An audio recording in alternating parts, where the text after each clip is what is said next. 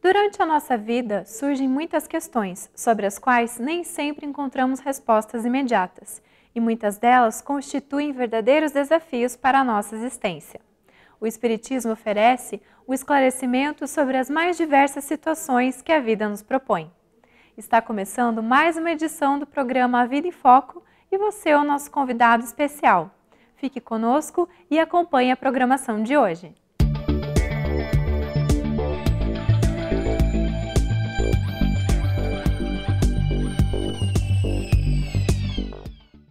A educação é um dos bens mais preciosos ao ser humano. Contudo, a percepção sobre a sua importância ainda não está despertada na imensa maioria das pessoas. A escola, em princípio, não é a responsável pela educação dos alunos. Contudo, pode contribuir e muito com isso. A escola deve inserir valores no seu processo pedagógico? Pode despertar valores nos seus alunos? Que desafios precisam ser vencidos para que isso possa acontecer? E o Espiritismo pode ajudar nesta questão? Veja como na entrevista de hoje. A Vida em Foco traz também curiosidades, crônica, o Espiritismo esclarece e fechando o nosso encontro de hoje, mais reflexões sobre a doutrina espírita e os ensinamentos de Jesus. Você é o nosso convidado. Fique conosco. Acompanhe agora a crônica da semana. Olá! O mês de janeiro foi assinalado por uma tragédia. Homens encapuzados e armados invadiram a sede da revista Charlie Hebdo, em Paris, e assassinaram 12 pessoas. Este crime chocou o mundo e polarizou a atenção de todas as mídias do Ocidente, no dia 7 de janeiro de 2015. A motivação, segundo se suspeitou, foi um suposto contra-ataque ao desrespeito e às ofensas que a revista teria publicado contra o islamismo. Suposições à parte, chamam-nos a atenção os altíssimos índices de violência que engrossam as estatísticas de institutos de pesquisa pelo mundo inteiro. Vejamos, em 2012, 154 pessoas morreram em média por dia, vitimadas pelo homicídio no Brasil. As principais vítimas são jovens. Ao todo, foram vítimas desse tipo de morte 30 mil jovens com idade entre 15 e 29 anos. O Brasil é o 7º colocado no ranking de homicídios, de assassinatos pelo mundo. E assim, o governo investe bilhões nas políticas de segurança pública, no sentido de conter essa onda avassaladora de criminalidade. E assim, levantamos nossos muros, monitoramos os passos pelas ruas, erguemos condomínios fechados, ensinamos os nossos filhos a não mais falarem com pessoas estranhas. Por outro lado, você sabia que cerca de 200 pessoas morrem todos os dias vítimas de acidente de trânsito? Você sabia que, segundo estatísticas, no município de Curitiba, 30% dessas mortes de trânsito são causadas pelo uso de uma droga vendida em qualquer esquina, armazenada na geladeira de muitos lares e que muitas vezes é colocada numa espécie de altar doméstico, perto da sala de estar, oferecida para amigos, visitas, em boa parte das casas? Aplicando os dados de Curitiba para a realidade nacional, teríamos cerca de 60 mortes todos os dias causadas pelo consumo do álcool. É ou não é uma verdadeira guerra? Se a morte de 12 pessoas em Paris chocou o mundo ocidental, por que não nos chocam as mortes de 200 outras pessoas somente no nosso querido Brasil, todos os dias pelas estradas? Não podemos, na maioria das vezes, controlar o assassino, tampouco os terroristas, que vivem às vezes longe da nossa realidade diária. Mas eu acredito firmemente que você e eu, juntos, podemos controlar e até abolir o consumo das bebidas alcoólicas se de verdade desejamos um mundo mais pacífico, com menos tragédias e colorido pela alegria e idealismo dos nossos jovens. Afinal, a droga do álcool é dispensável, mas sem a paz, nossa segurança não passará de mera fantasia. Educação e valores é o tema da entrevista de hoje. Não deixe de assistir.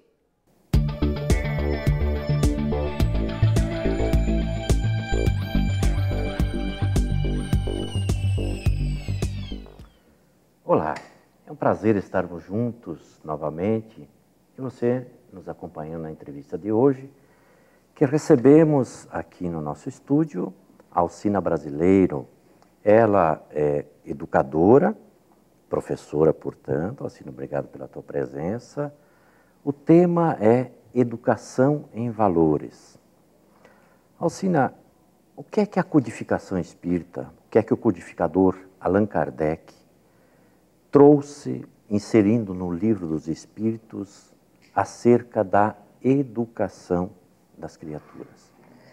Bem, Daniel, obrigada pela oportunidade. Prazer tê-la aqui. Nós vamos encontrar no Livro dos Espíritos, na parte 3ª, a questão das leis morais, né? Certo.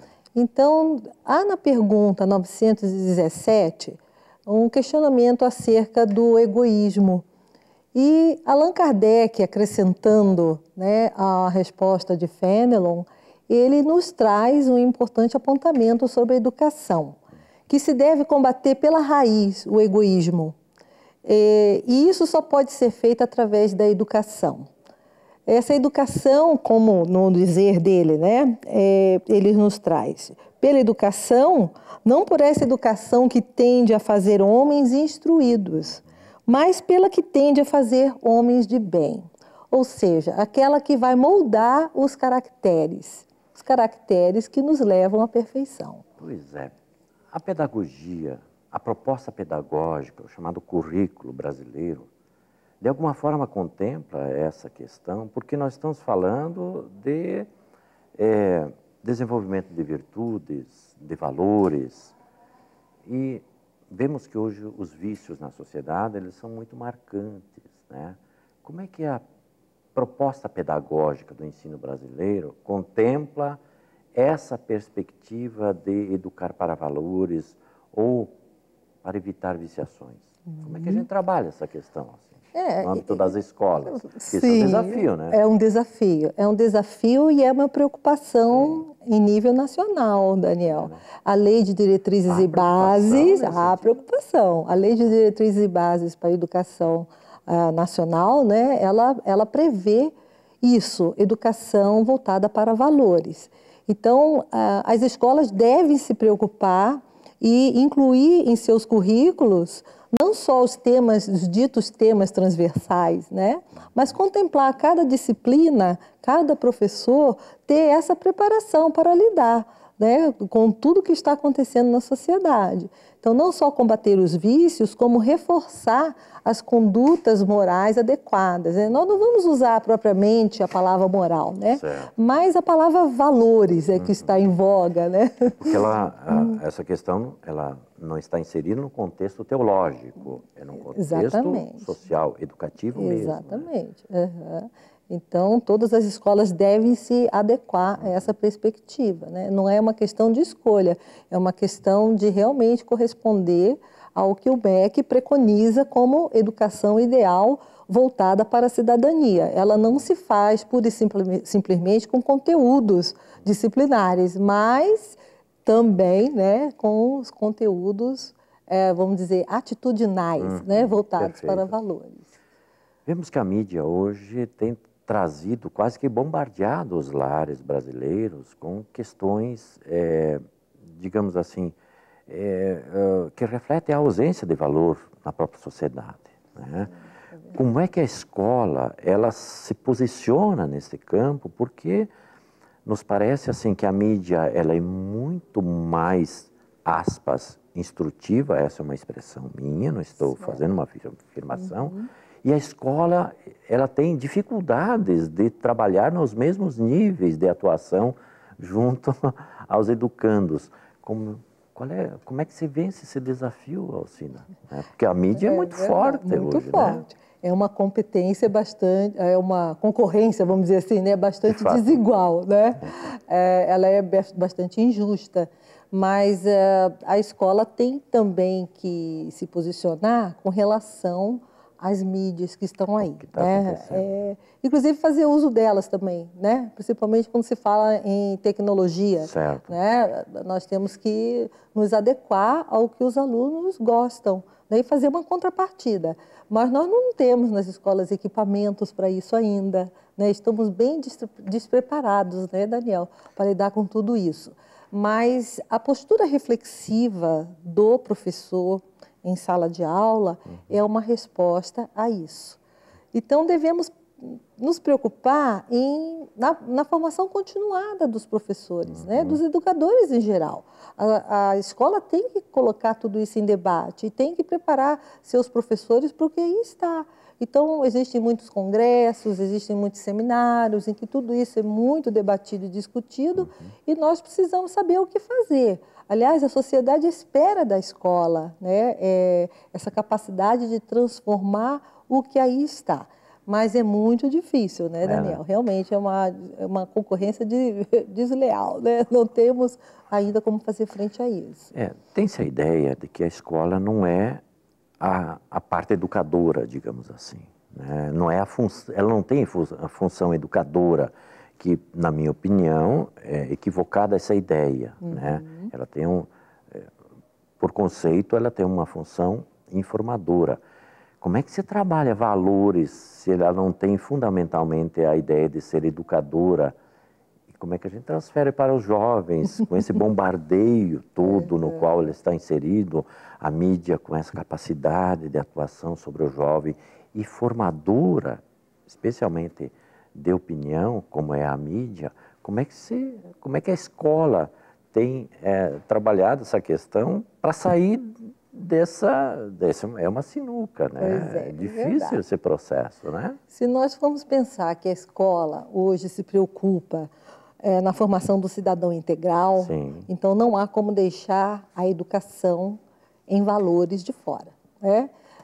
Trabalha-se competências, habilidades e agora essa preocupação está sendo um tema central nas discussões. A família não consegue mais dar conta, a família está perdida, não sabe o que fazer. Então, a família espera da escola soluções, né? E a escola precisa se preparar para isso. Nós estamos realmente naquele ponto que a gente diria decisivo, né, na história da humanidade. Ou nós assumimos o papel de formadores de opinião também, né? Ou nós assumimos o papel de educadores em valores, ou se a gente deixar como está, aí a mídia toma conta, a família não sabe o que fazer, e nós estamos chegando num ponto e discutindo isso realmente, inclusive na escola onde eu trabalho, e que a escola deve trazer a família para ser educada em valores. Nós vamos para um rápido intervalo. Eu quero retomar essa questão contigo depois, como fazer a família integrar-se nesse processo educativo. Um instante só, por favor. Já retornamos. A Vida em Foco vai para uma pequena pausa e logo retornaremos. Até já!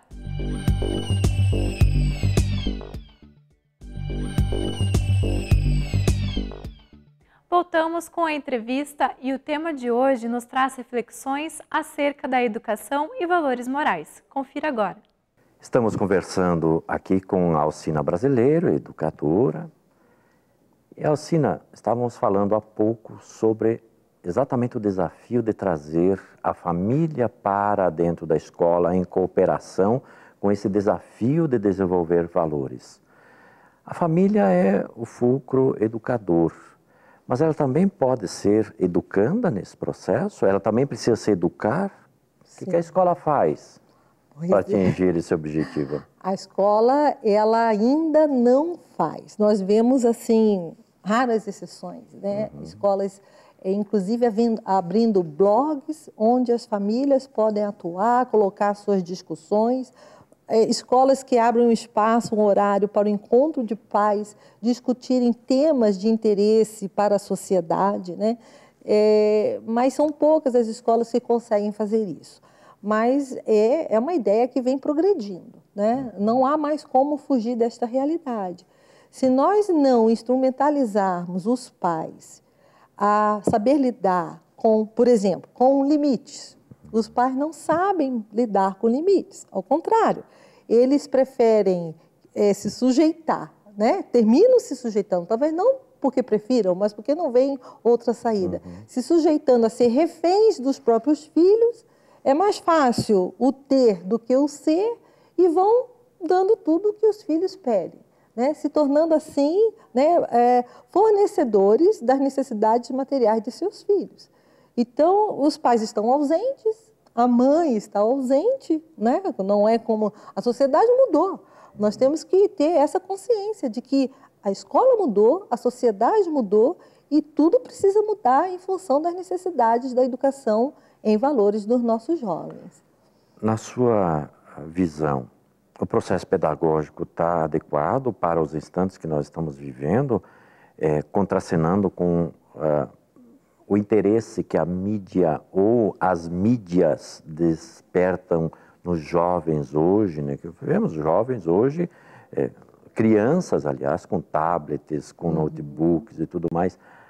A pedagogia, ela tem capacidade de alcançar essa criatura para desenvolver os valores, já que a família está, aspas, ausente do processo? O processo pedagógico está adequado? Não está adequado. Não né? está. A bem da verdade, os professores ainda não estão preparados para lidar com isso também. Daí a necessidade de se reformular a educação como um todo. Né? Daí a necessidade das escolas perceberem que não há mais espaço nem tempo para ficar sem refletir e sem tomar uma decisão imediata. Allan Kardec, inclusive, ele seguindo lá naquela questão, né, ele nos coloca que não basta ter conhecimento da ciência, é preciso ter muito tato, experiência e profunda observação. Olha, ele já dizia isso lá no século XIX, né? Nós estamos observando tudo, mas não estamos tendo tato. Nós não estamos ainda preparados para o conhecimento desse ser integral que são as almas reencarnadas que estão nas nossas mãos em sala de aula. Nesse ponto que eu gostaria de me deter um pouquinho. Considerando que essas criaturas que estão na sala de aula, e aí não tem faixa etária, né? São espíritos e que, pelo nível de imperfeição no planeta Terra, estamos em processo de educação. Como é que a gente faz para incutir valores a partir de um processo pedagógico? Eu queria que você detalhasse um pouquinho, né? Como é que se transforma a criatura em valores? Bom, Daniel, ninguém pode dar aquilo que não tem. Perfeitamente. Né? Então, aí eu pergunto, estão todos os professores preparados para isso? Será que estamos em condições de cobrar isso do professor se ele não tem?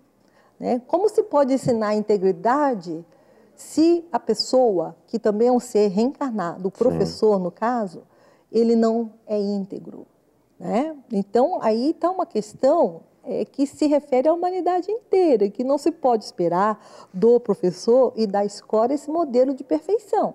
Então, há que se trabalhar, voltando ainda ao tema, né, na formação continuada dos professores em projetos governamentais que tenham como objetivo trabalhar os valores na escola. Então, fazer intervenções, né, socioculturais em ambientes escolares é urgente. Nós precisamos trabalhar isso com muita seriedade. Mas vemos também que os lares, de alguma forma, estão desagregados. Né? Então, que se imagina que essa grande escola educadora que é o lar, também tem dificuldades. Né? A doutrina espírita trabalha esse elemento chamado lar como princípio educador do espírito. Qual é o desafio que a gente precisa vencer para que essas criaturas cheguem na escola melhoradas? Quer dizer, os pais precisam também se conscientizar da sua importância na transposição dos valores? Precisam. Aliás, os pais e toda a sociedade precisam fazer isso, né? Alguns anos atrás, houve no encarte sobre educação, num jornal de grande circulação, né, aqui de Curitiba, um artigo que me chamou a atenção pelo título, né? Era um jovem, um menino, uns 12 anos de idade, com o rosto assim, zangado e revoltado, e em cima a chamada, né? Decifra-me ou eu te mato. Nossa, Emblemático. Né? E assim, e a gente fica, meu Deus, como decifrar esse jovem que aí está, que não aceita nada pronto, que questiona tudo e que não vê muitas vezes sentido na educação formal, sentido nos conteúdos que estão sendo administrados em sala de aula.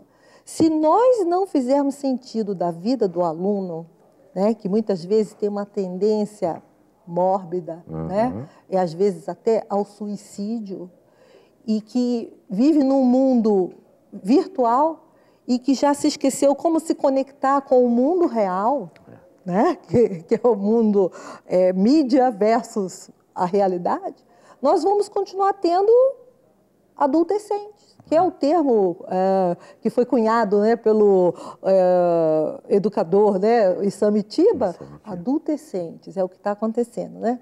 São os adolescentes que deixam de ser adolescentes e viram adultos, mas que não conseguem sair da faixa da adolescência, não querem trabalhar, não querem procurar emprego e vão ficando na casa dos pais, né? É adolescente. E quando acontece deles terem filhos e serem pais, o que esses pais têm a oferecer aos seus filhos se eles também não tiveram formação e educação em valores?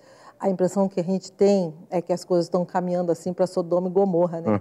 Não fossem as palavras do Cristo e as revelações da doutrina que nos colocam que estamos realmente nesse fervor das mudanças, né, de plano de expiações e provas para o plano de regeneração, a gente podia até desanimar, né, Daniel? Não, desanimar nunca.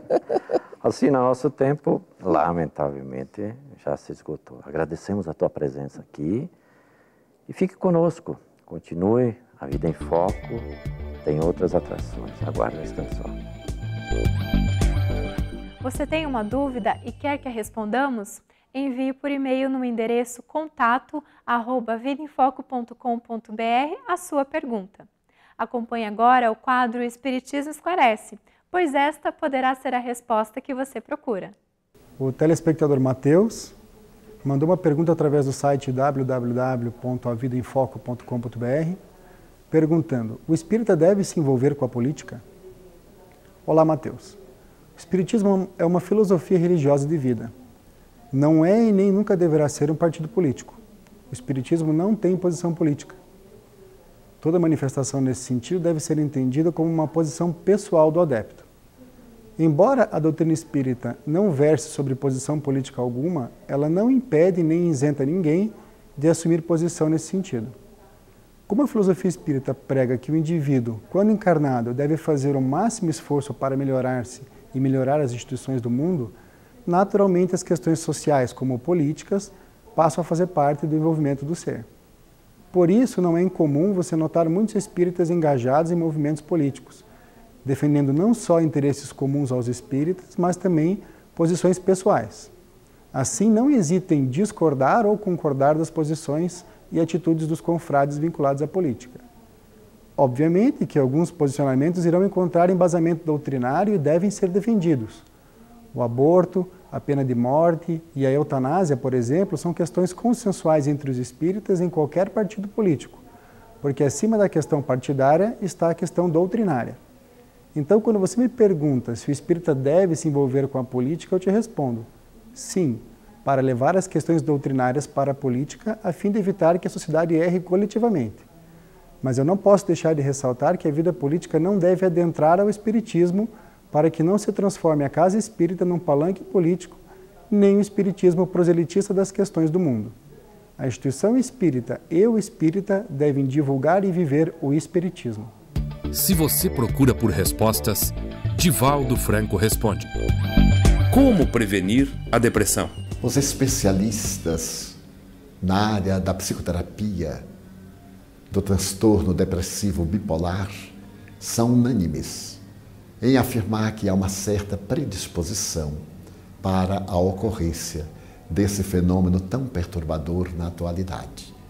No entanto, podemos precatar-nos se cultivarmos ideias superiores, se evitarmos o ressentimento, se trabalharmos a nossa mente para não guardarmos toxinas, especialmente aquelas que decorrem do ciúme, da mágoa, das perturbações endógenas e dos transtornos chamados eventos de vida. Dois eminentes físicos quânticos de Harvard, fazendo uma análise dos nossos neurônios cerebrais, chegaram à conclusão que toda vez quando nós amamos, nossos neurônios conseguem emitir ondas vibratórias semelhantes ao fóton.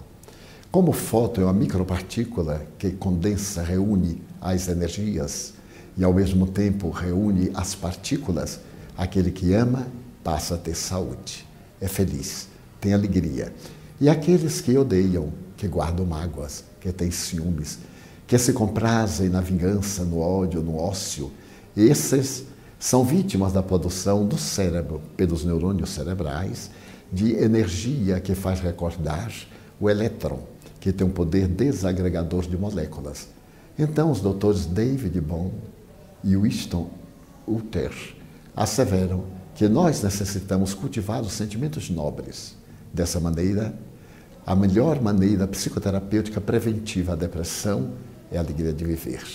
As leituras edificantes são também os relacionamentos otimistas, os contactos com a oração, a meditação, a descoberta do significado da vida, desta maneira encontrando a plenitude.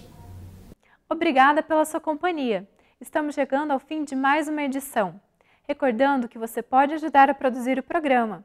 Mande as suas sugestões ou dúvidas para contato@vidaemfoco.com.br. Acesse www.avidaemfoco.com.br para rever os programas anteriores e aqueles que você não pôde assistir. Na página do Facebook, você encontra informações e novidades sobre as próximas edições do programa. Nosso desejo de uma ótima semana e te aguardamos na próxima edição do A Vida em Foco. Até lá!